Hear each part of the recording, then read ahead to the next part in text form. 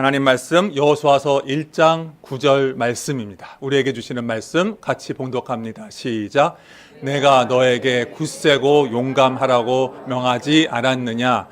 너는 두려워하거나 낙담하지 말아라. 내가 어디로 가든지 너의 주 나 하나님이 함께 있겠다. 아멘. 자리에 앉아주시고 도전의 시간에 기억해야 할 것 이라는 제목으로 하나님 말씀 나누겠습니다. 여러분, 도전하지 않으면 아무것도 이룰 수 없습니다.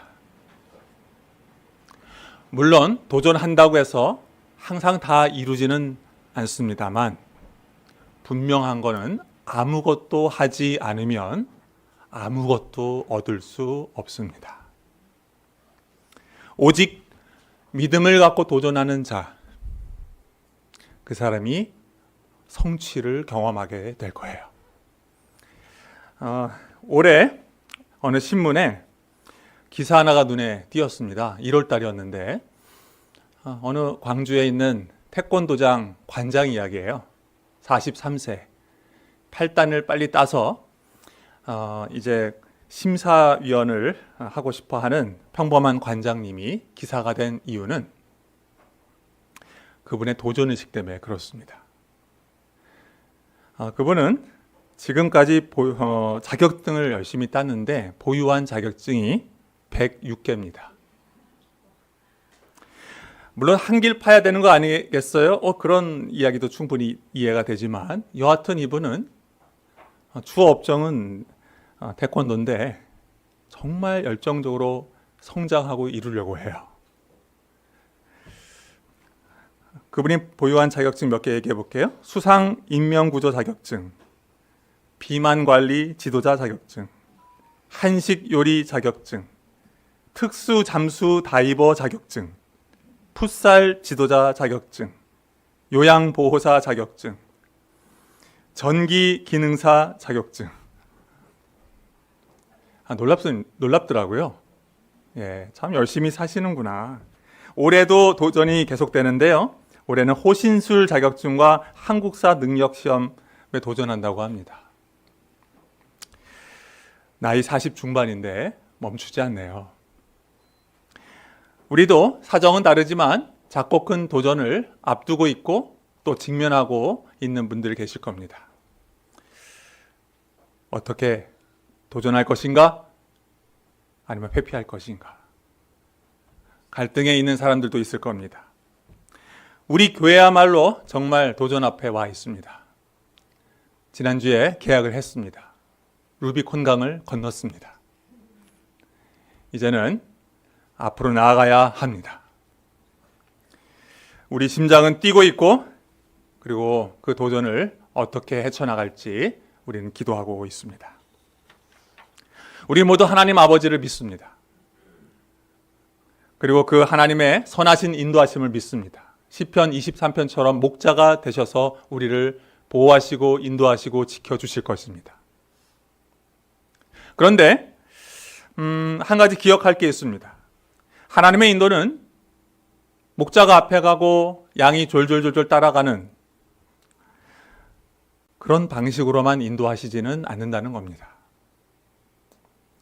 종종 하나님의 인도는요, 놀랍게도 우리로 하여금 도전하기를 요구하신다는 것입니다.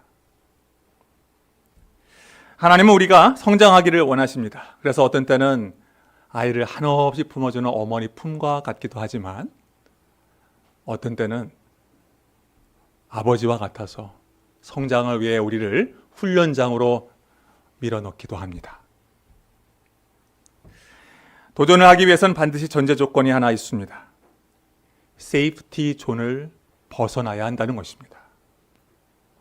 안전지대를 벗어나야 해요. 아브라함이 그랬습니다. 하나님의 약속만을 의지하면서 고향이라는 세이프티 존을 떠나야 했습니다. 세이프 존을 떠나지 않았으면 믿음의 조상이라는 칭호는 얻을 수 없었을 것입니다. 모세도 그랬습니다. 나이 80에 하나님이 부르셨을 때 저는 여기까지 해요. 양치고 그냥 살래요. 그 부르심 앞에 자신의 목자라는 그 세이프티 존을 벗어나지 않았더라면 그 출애굽의 놀라운 기적을 경험하지 못했을 것입니다. 다윗을 생각해 보십시오. 아버지 심부름으로 어느 날 전쟁터에서 그 형들이 잘 있는지를 살펴보려고 갔다가 골리앗을 맞이하게 됩니다. 한 번도 겪어보지 못한 난제였습니다. 만약에 나는 뭐 굳이 싸울 필요가 없어, 그 도전을 간과하고 무시했다면 아마 이스라엘의 다윗 왕조가 아니라 다른 사람의 왕조가 세워졌을지도 모릅니다. 한 번도 가보지 못한 길, 한 번도 감당하지 못했던 책임, 한 번도 겪어보지 못했던 난제, 세이프티 존을 벗어난 사람들은, 그리고 그 도전을 통과한 사람들은 하나님의 또 다른 것들을 경험했습니다. 우리도 그 은혜를 경험하기를 소원합니다. 저도 살아오면서 여러 가지 도전 앞에 서 있어야 했습니다. 직장을 내려놓고 신학을 하는 거, 도전이었습니다. 제 멘토의 조언 때문에 한 번도 생각해 보지 못했는데, 한국을 떠나서 신학을 외국에서 영어로 공부한다? 영어를 잘 못하는 저로서는 굉장한 도전이었습니다.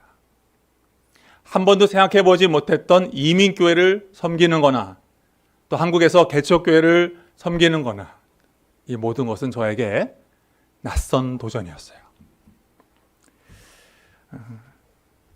여러분도 수많은 도전 앞에 때론 좌절도 하고 또 돌파도 하면서 여기까지 왔을 겁니다.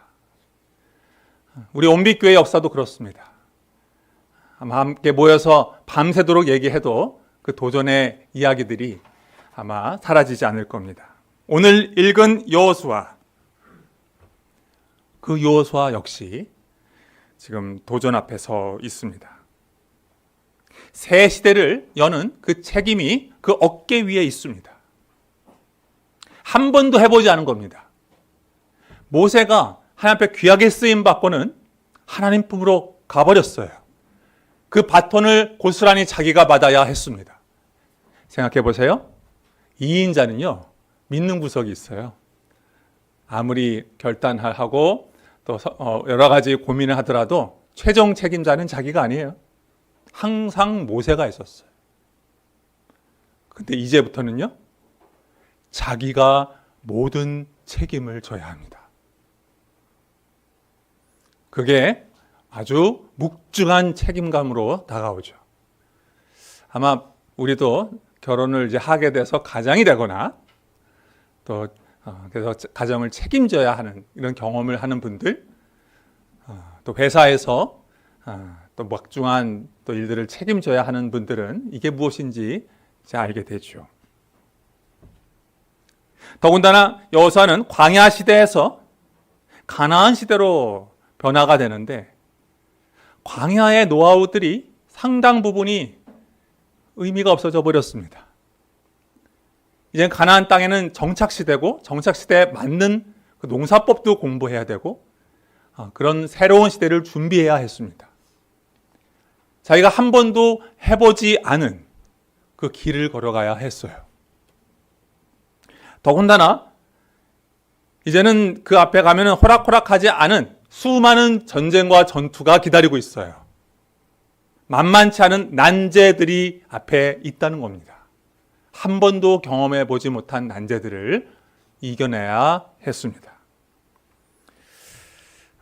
여러분 같으면 어떻겠습니까? 마음이 가볍지는 않을 거예요. 물론 이런 생각을 해봤습니다. 이번에 처음 그런 묵상을 해봤는데, 여호수아 마음에 두려움만 있었을까? 두렵기만 했을까? 여러분 어떻게 생각하세요? 인간은 본능적으로 불확실하고 또 위험한 그런 새로운 상황들을 피하고 싶은 마음이 있는 것은 당연합니다.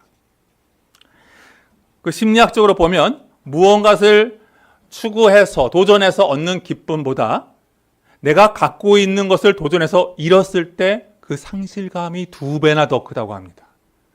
그래서 우리는 도전 앞에 방어 기제가 올라오는 거예요.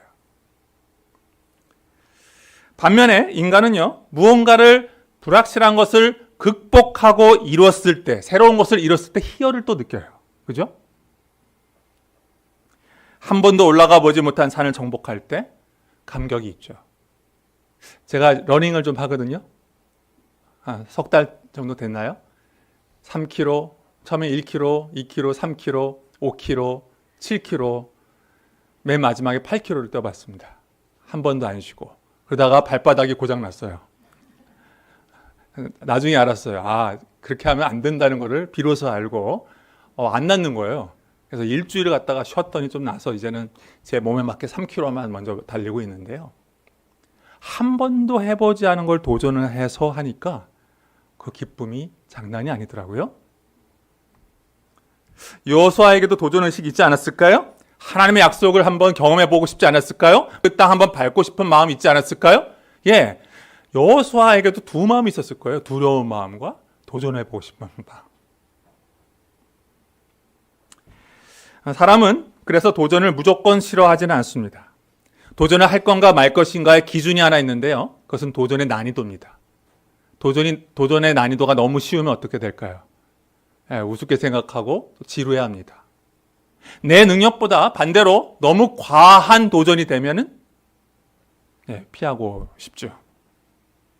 그런데 제가 아무리 봐도 여호수아를 아무리 봐도 객관적으로 생각해 보면 여호수아가 맞이하는 이 도전은요, 절대 쉽지 않아요.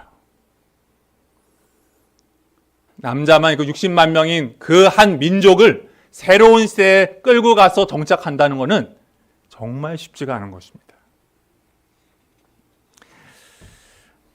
재미난 건 말이죠. 출애굽 때 하나님의 기적으로 나왔을 때 그때 이스라엘 백성에게 광야는 모험의 땅이었어요. 그래서 광야 생활이 너무 힘들어서 막 돌아가고 싶었던 마음도 있었습니다. 그런데 시간이 지나니까 광야가 편해졌어요. 이제는 그 광야가 세이프티 존이 된 것입니다.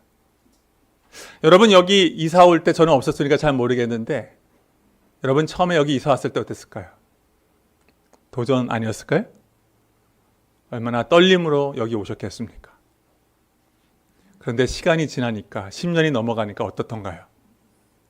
익숙해졌고 어느 순간에 세이프티 존이 되어가는 것이죠. 세이프티 존, 익숙한 공간, 그것을 떠난다는 것은 여전히 어색하고 심지어는 두려울 수 있습니다. 그래서 역설적으로 신자에게 이런 새로운 환경은 자신의 믿음을 드러나는 기회가 되기도 합니다. 제가 지난주에 벤처 회사의 CEO 거기 들려서 같이 예배를 좀 드리고 왔어요. 저랑 같이 오랫동안 성역 공부를 했던 분인데 회사를 새로 도전한 거예요. 몇 년 전에. 그런데 몇 년 됐는데 이 벤처 기업이 흑자로 돌아서기가 만만치가 않은 거예요. 정말 만만치가 않은 거예요. 지금은 약간 돌아가지만 뭐까지 생각하면 그동안에 투자금이 있을 거 아니에요. 그거를 회수하는 것까지 생각하면은 극복하는 데 시간이 걸리는 거예요. 그리고 사랑하는 아내도 사업하고 있는데 그 아내가 흑자였다가 올해 경기가 어려워서 아내도 적자가 된 거예요. 그런데 같이 예배를 드리는데 놀라운 거는 그 두 부부가 다 적자인데 얼마나 두렵겠어요, 그죠? 근데 한쪽에 동시에 믿음이 있어요. 같이 예배를 드리면서 하나님을 의지하면서 이것을 넘어가고자 하는, 하나님을 신뢰하고자 하는 그 믿음이 있어요. 우리는 지금 도전 앞에 와 있습니다. 그리고 그 도전은요, 우리 안에 있는 두려움과 믿음을 함께 깨워요. 두렵기도 하고 믿음으로 도전하고 싶은 마음도 다 있어요. 여호수아를 읽으면서 이런 생각이 들었습니다. 도전을 어떻게 봐야 하나? 더 넓은 관점으로 봐야 합니다. 하나님의 관점으로 봐야 합니다. 그 말은 뭐냐면 여호수아가 이제 새로운 가나안 땅에 가는 것은 자기의 꿈은 아니었어요. 하나님의 꿈, 하나님의 인도하심과 부르심 속에서 그 도전이 이루어졌다는 것을 우리는 이해해야 합니다. 우리 역시 새롭게 도전하는 것에서는 저는 한 단어만 쓴다면 전 전도입니다. 새로운 예배당으로 가는 이유 한 가지만 얘기한다면 저는 영혼을 구원하기 위함입니다. 한 사람이라도 더 구원할 수 있는 좋은 여건과 장소와 위치와 이거라면 도전하는 거예요. 두 공동체가 하나가 되어서 힘써야 하는 건 뭐냐면 바로 밖에서 잃어버린 영혼을 한 영혼이라도 구원할 수 있다면 그 도전은 저는 의미가 있다고 생각합니다. 그런데 아무리 우리가 옳은 길이라 할지라도 그 옳은 길을 간다 할지라도 여전히 도전은 두려움을 줄 수가 있어요. 여호수아는 알았어요. 이건 하나님이 원하시는 길이고 하나님의 약속이 있는 길임에도 불구하고 두려웠기 때문에 1장에서도 여러 번 하나님이 두려워하지 말라고 했습니다. 여호수아는 분명히 하나님이 원하시는 길이지만 과연 내가 할 수 있을까? 우리가 할 수 있을까? 이런 물음이 있었어요. 그때 우리가 붙들어야 하는 말씀이 하나 있습니다. 그게 오늘 읽었던 말씀이에요. 다시 한번 읽어볼까요? 1장 9절입니다. 시작. 내가 너에게 굳세고 용감하라고 명하지 않았느냐? 너는 두려워하거나 낙담하지 말아라. 내가 어디로 가든지 너의 주 나 하나님이 함께 있겠다. 도전의 시간에 기억해야 할 것, 반드시 잊지 말아야 할 것, 바로 하나님이 우리와 함께 하신다. 아멘? 이거를 붙들어야 합니다. 나 홀로 이 상황을 헤쳐 지나가는 것이 아닙니다. 위축될 때마다, 염려가 될 때마다 우리가 반드시 기억해야 할 것이 있습니다. 나 혼자 아니야. 하나님이 함께 계셔. 우리를 버리지 않으실 뿐만 아니라 우리 안에서 그분이 앞서 행하실 거야, 역사하실 거야. 이것을 믿어야 합니다. 성경에 한번 펴주시겠어요? 1장 5절에 보면 내가 사는 날 동안 아무도 너의 앞길을 가로막지 못할 것이다. 내가 모세와 함께했던 것 같이 너와 함께하며 너를 떠나지 아니하며 버리지 아니하겠다. 굉장히 중요한 표현이 나와요.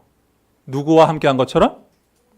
모세와 함께한 것처럼 함께하겠다는 거예요. 이 하나님이 함께하신다는 것은 엄청난 의미라는 것을 여호수아는 알았어요. 왜요? 출애굽 당시에 10가지 그 재앙을 통해서 이스라엘 사람들이 절절절절 맺던 것은 모세의 능력이었던가요? 아니요. 함께 하신 하나님의 능력이었습니다. 홍해를 갈랐을 때 모세가 갈랐나요? 아니요. 모세와 함께 했던 하나님의 능력이었습니다. 광야 40년 동안 만나가 내려서 먹고 견딜 수 있었던 이유가 모세가 능력이 있어서가 아닙니다. 그들과 함께 하셨던 하나님의 능력이었어요. 40년 동안 그 모든 것을 헤쳐나올 수 있었던 것도 다 하나님의 함께 하심 때문이었어요.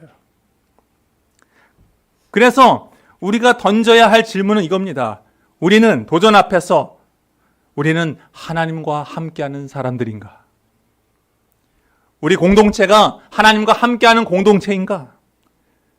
여기서 우리가 예스만 할 수 있다면 얘기는 달라지는 겁니다.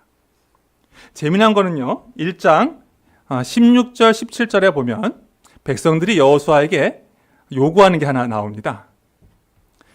지금 우리에게 명령하는 것은 무엇이든지 다 하고 어디로 보내시든지 그리로 가겠습니다. 되게 순종하죠? 우리는 모두 모세에게 복종하였던 것 같이 모세의 뒤를 이어 우리의 지도자 되신 분께도 복종하겠습니다. 근데 여기서 되게 재미난 표현이 나옵니다. 우리 주 하나님이 모세와 함께 계셨던 것 같이 여호수아 어른과도 함께 계시기만 바랍니다. 백성이 바랐던 게 뭐예요? 하나님이 함께 하시는지를 보고 싶었던 거예요. 여호수아의 능력을 보는 게 아니라 우리와 하나님이 함께 하시는지를 보고 싶었다는 거예요. 백성들도 알았던 거예요. 그게 능력이라는 것을.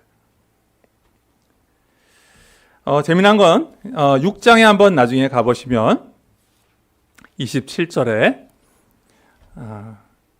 그 여리고성 무너지고 나서 27절에 이런 표현이 나옵니다. 주님께서 여호수아와 함께 계셨으므로 그의 명성이 온 땅에 두루 퍼졌다. 정말 하나님이 여호수아와 함께 하셨던 것을 백성들이 보았어요. 하나님이 우리와 함께 하는 것을 정말 보게 됩니다. 그러면서 확신하게 됐던 것이죠. 여러분은 오늘 말씀을 들으면서 여러분 안에 어떤 생각이 좀 드십니까? 하나님이 함께 하신다는 얘기 많이 들었습니다. 혹시 내면에 솔직한 이런 질문이 있는 분 계신가요? 하나님이 나와 함께 하신다고 하시는데 여전히 내 삶에 문제가 해결되지 않은 것 같아요. 이런 질문이 있는 분 계신가요? 오해하면 안 되는 것이 있습니다. 하나님이 함께 하신다고 해서 우리의 문제가 눈 녹듯이 다 사라지는 거 아닙니다. 하나님이 함께 하시면 우리의 문제가 삭제되는 게 아니에요. 하나님이 우리가 맞이한 도전과 고난을 함께 통과해 주시겠다는 것입니다. 그 도전 속에서 우리를 이끌고 인도해 주시겠다는 것입니다.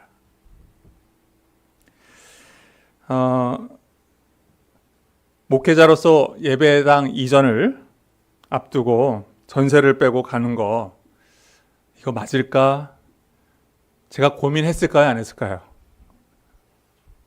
많이 했을까요? 적게 했을까요? 저도 많이 했습니다. 이게 맞을까? 가야 되는 거 맞을까? 저도 5만 가지 생각이 많이 들었습니다. 실제로 우리 돌아다녔잖아요. 좋은 매물이 안 나오는 거예요. 그때마다 그냥 여기 있어야 되나? 그래도 또 한번 도전해 봐야 되지 않을까?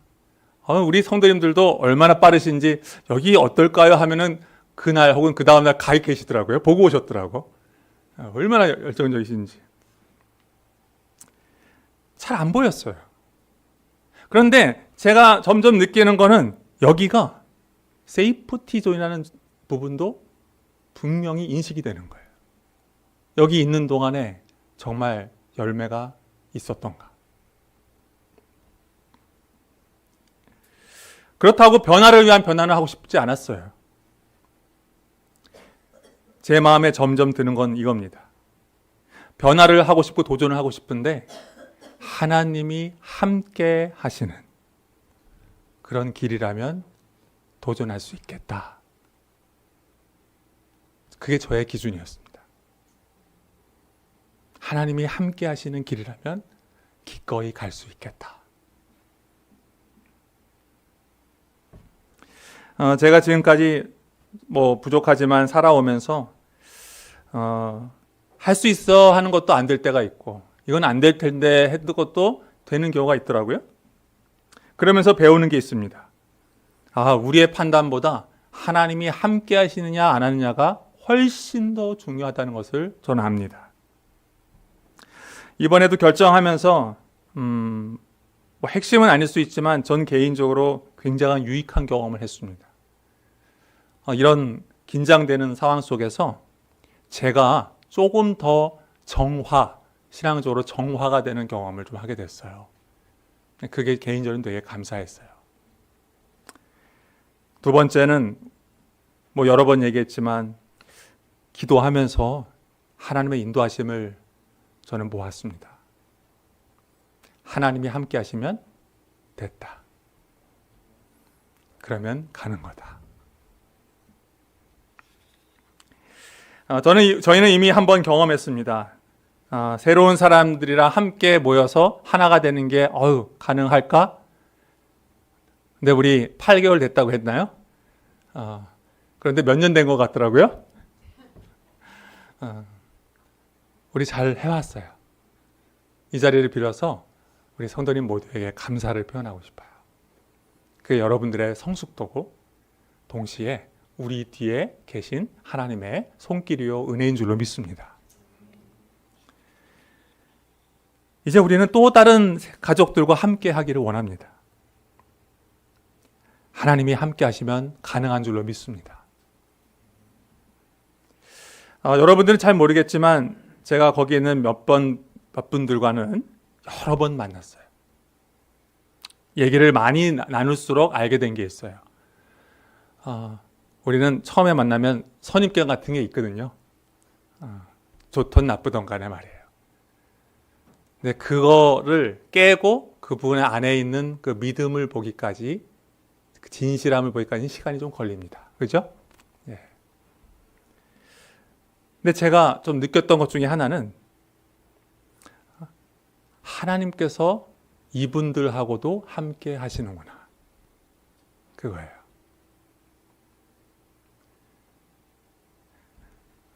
하나님께서도 이분들을 인도해 가시는구나.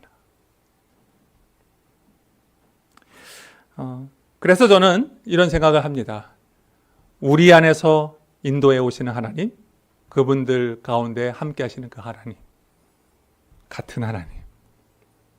우리 모두가 우리의 것을 판단을 내려놓고 그 하나님만 의지하며 나아간다면 우리에게 맞이하고 있는 이 도전을 잘 극복해 갈 수 있다라고 생각합니다. 우리는 하나님이 함께 하신다는 것을 머리로 다 압니다.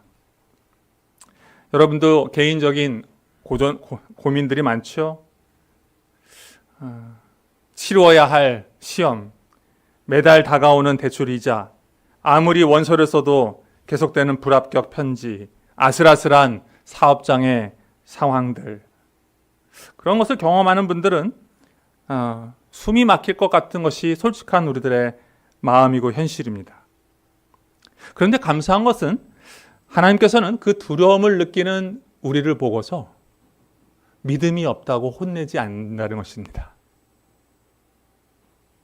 오히려 하나님은 우리에게 손을 내미십니다. 얘야, 내가 너와 함께하고 있어. 내 손을 잡으렴.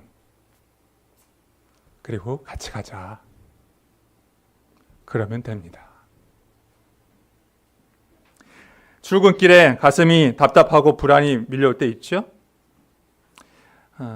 기도하면서도 마음이 막막한 것이 있을 때, 쉽게 스마트폰 보면서 그 불안한 마음을 어설프게 지우려고 하는 것 대신에 숨 한번 크게 쉬고 속으로 이렇게 기도 한번 해 보십시오. 주님, 저 불안하지만 주님 옆에 계시죠? 저 마음이 떨려요. 저 좀 도와주세요.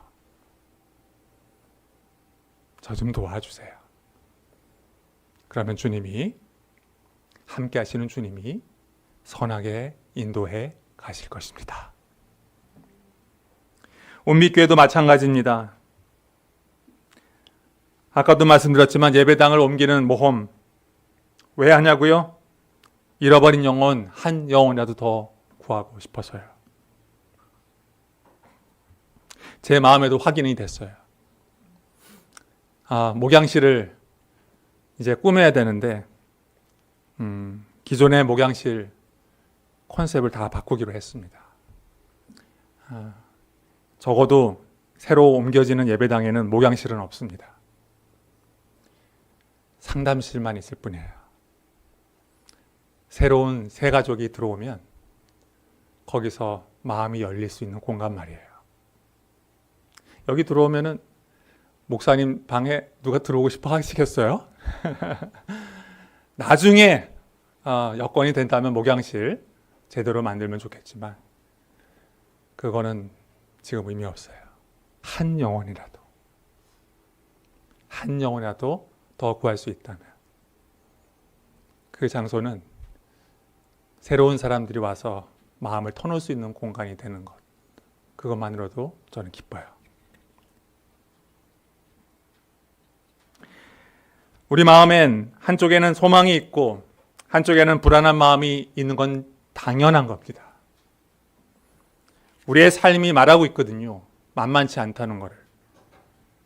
근데 그때마다 이렇게 고백하십시오. 주님, 뭔가 도전을 해보고 싶고 또 흥분도 되지만 한쪽에 너무 불안한 부분도 있고 염려도 돼요. 제 옆에 계신 주님, 저 떨려요. 하지만 주님, 믿고 나갈게요. 도와주세요. 이 믿음의 고백을 하고 나아간다면 주께서 우리의 마음도 지켜주시고 우리 온빛교회가 가는 길을 주님께서 함께 해주시고 모세와 함께 하셨던 것처럼 여호수아와 함께 하셨던 것처럼 우리와 함께 하여 주셔서 영혼을 구원하는 놀라운 하나님의 그 일을 우리가 감당할 수 있도록 우리를 불러주시고 세워주시고 사용해주시고 축복해 주실 줄로 믿습니다. 그러므로 우리 도전을 앞둔 우리에게 하나님께서 주시는 그 말씀에 다시 한번 귀를 기울이십시오. 내가 너에게 굳세고 용감하라고 명하지 않았느냐? 너는 두려워하거나 낙담하지 말아라. 내가 어디로 가든지 너의 주, 나 하나님이 함께 있다. 아멘.